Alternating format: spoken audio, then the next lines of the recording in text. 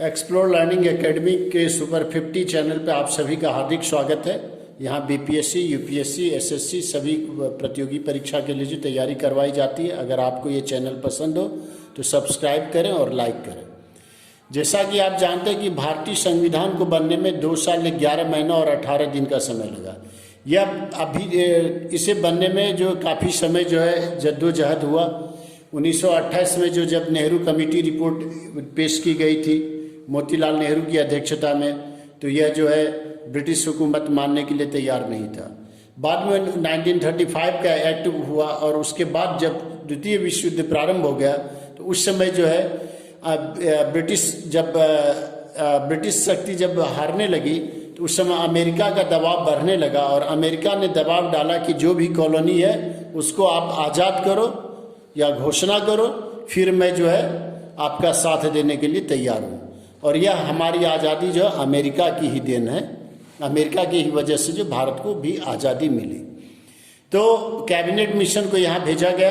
Cabinet mission 3 cabinet minister Britain से यहाँ आते हैं और तीनों यहाँ आने के बाद सबसे पहले उनकी मुलाकात जो पंडित जवाहरलाल नेहरू से बॉम्बे में होती है और उसके बाद जो कैबिनेट मिशन के तहत पहला मीटिंग 9 दिसंबर 1946 को भारतीय संविधान की होती है, जिसकी अध्यक्षता जो है सच्चिदानंद सिन्हा को दिया जाता है। परंतु वो बहुत ही वयोवृद्ध होते हैं और वो इस लायक नहीं थे कि उनको वो अध्यक्षता कर सके और इसलिए उन्हें जो पटना में ही जो रह के जो भी मीटिंग हुई उनके साथ पटना में ही हुई।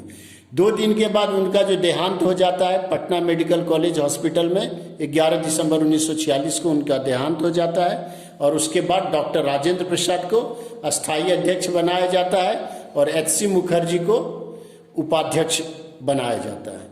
संविधान बनने में कुल जो है 2 साल 11 महीना और 18 दिन का समय लगा और 26 नवंबर 1949 को यह संविधान बनकर तैयार हो गया। जिस समय यह संविधान बना था उस समय कुल 1,45,000 शब्द संविधान में थे और इसमें 8 शेड्यूल, 22 चैप्टर और 395 अनुच्छेद थे, जो कि अभी वर्तमान में 8 शेड्यूल से 12 शेड्यूल हो गया है, 22 चैप्टर से 25 चैप्टर हो गया और 395 अनुच्छेद से अभी तकरीबन 470 अनुच्छेद हो गया है, जो कि 104 अमेंडमेंट जो अब तक हुआ है उसके तहत हुआ है। संविधान सभा में जब सदस्य की जो चुनने की बारी आई तो उस समय जो है जब 1857 की क्रांति के बाद जो है ईस्ट इंडिया कंपनी से जो है यह छीना गया था, भारत छीना चला गया था और महारानी के हाथ में आ गया था। तो डायरेक्ट जो ब्रिटिश पार्लियामेंट का शासन होने लगा था और उन्होंने आश्वस्त किया था कि अब भारत के किसी अन्य क्षेत्र को जो है इसमें जो है ब्रिटिश प्रोविंस में नहीं मिलाया जाएगा और उसे प्रिंसली स्टेट का दर्जा दिया गया और इस तरह से जो है कुल 389 सीट में से 296 सीट जो है वह जो चुनकर जो है भारतीयों के द्वारा जो 10 लाख वोटर पे 1 सीट चुनकर आया और बाकी 93 जो है वो खुद जो है बिना चुने हुए सदस्य थे जो प्रिंसली स्टेट थे। जैसे कि दरभंगा, बिहार से दरभंगा महाराज, वह जो है जमींदार को रिप्रेजेंट कर रहे थे क्योंकि उस समय वो वन ऑफ द बिगेस्ट जमींदार भारत के थे। तो ऐसे करके जो है कुल मिलाकर 389 सदस्य इसमें जो है आए थे और कुछ कमेटी बनी थी जिसमें जो एक ड्राफ्टिंग कमेटी थी जिसके भीमराव अंबेडकर जो है चेयरमैन थे और उनका जो बहुत ही अहम रोल होता है। कहा जाता है कि उन्होंने तकरीबन 60 देशों की संविधान को पढ़कर तब उन्होंने इसे जो तैयार किया था राजेंद्र प्रसाद की अध्यक्षता में।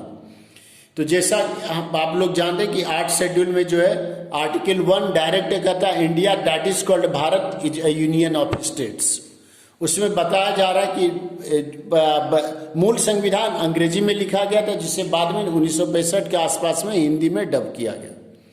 तो India that is called Bharat is A union of states, ये जो है भारत जो है राज्यों का संघ है। यह जो पहला जो है शेड्यूल है। दूसरा शेड्यूल जो है सैलरीज के बारे में बताया जाता है कि किसको कितना वेतन मिलेगा और कहाँ से मिलेगा, कंसोलिडेटेड फंड से मिलेगा या किसी अन्य फंड से मिलेगा। तीसरा ओथ कौन क्या लेगा, राष्ट्रपति क्या ओथ लेगा, प्रधानमंत्री क्या ओथ लेगा। चौथा राज्यसभा में सदस्यों का बंटवारा जो है कैसे होगा, किस राज्य से कितने सदस्य आएंगे, इसके बारे में जिक्र की गई है। 5वां जो शेड्यूल एरिया जो है कौन कौन है जो अब तक जो डेवलप नहीं है उस एरिया का जिक्र किया गया, खास करके नॉर्थ ईस्टर्न स्टेट्स और हिली स्टेट्स जो उसके बारे में। छठा जो नॉर्थ ईस्ट स्टेट्स का जो 4 राज्य जो है उसके बारे में जिक्र की गई है। सातवां, इंडिया को जो एक फेडरल स्ट्रक्चर दे रहा है, जैसे कर्नाटक है उस तरह से जो एक फेडरल स्ट्रक्चर दे रहा है, उसमें यूनियन लिस्ट, स्टेट लिस्ट और कंकरेंट लिस्ट, इस 3 लिस्ट का जिक्र है। इसके अलावे भी एक रेसिडुअरी लिस्ट है जिसका कहीं कोई जिक्र नहीं है, जैसे साइबर क्राइम हो जाता है, कंप्यूटर क्राइम होता है, तो ये सब जो रेसिडुअरी पावर जो है सेंट्रल के हैंड में रहेगा, केंद्र सरकार के हाथ में। 8वां, ऑफिशियल लैंग्वेज के बारे में जिक्र किया गया, जैसे कि अभी जो है 22 ऑफिशियल लैंग्वेज जो घोषित किया गया है। 9वां, लैंड रिफॉर्म्स के बारे में बताया गया, जैसे ही जो है संविधान लागू हुआ अगले ही वर्ष केरल और तमिलनाडु दक्षिण भारत से जो है लैंड रिफॉर्म्स की बात जो उठने लगी, और 1951 में पहला अमेंडमेंट यही लैंड रिफॉर्म्स का होता है, और इसके लिए एक अलग से ही शेड्यूल बना दिया जाता है। 10वां, एंटी डिफेक्शन लॉ से संबंधित है। राजीव गांधी जब प्रधानमंत्री बने तो उनके समय में 2 बहुत ही महत्वपूर्ण अमेंडमेंट हुआ भारतीय संविधान में। एक उसमें 52nd अमेंडमेंट है, एंटी डिफेक्शन लॉ, कि अगर कोई सदस्य जो पार्टी छोड़कर जाता है तो 1/3 मेंबर से ज़्यादा कम है तो उसकी सदस्यता समाप्त हो जाएगी। और एक महत्वपूर्ण 61st अमेंडमेंट है जो कि 21 वर्ष पहले जो वोटिंग राइट था, और वह जो है 18 वर्ष जो वोटिंग राइट दे दिया गया, और इस तरह से जो है उसी समय जो है हमारा जो है भारत जो है सबसे बड़ा जो है डेमोक्रेटिक नेशन वर्ल्ड का हो गया, चाइना को भी क्रॉस कर गया 18 वर्ष के साथ ही। 11वां जो 73rd अमेंडमेंट 1992 में हुआ, जो कि पंचायती राज से संबंधित है, कि हर 5 वर्ष पे चुनाव होगा, जैसा कि जो बलवंत राय मेहता कमेटी का रिपोर्ट था। 3 टायर सिस्टम होगा, ब्लॉक लेवल पे होगा, जिला परिषद लेवल पे होगा और पंचायत लेवल पे होगा। और 12वां जो 74th अमेंडमेंट 1993 में हुआ, नगर परिषद और नगर सभा और जिला परिषद के लिए। तो इस प्रकार से जो है हमारा संविधान बनकर तैयार हुआ। अगर आपको यह वीडियो पसंद आए तो प्लीज़ लाइक करें, सब्सक्राइब करें। धन्यवाद।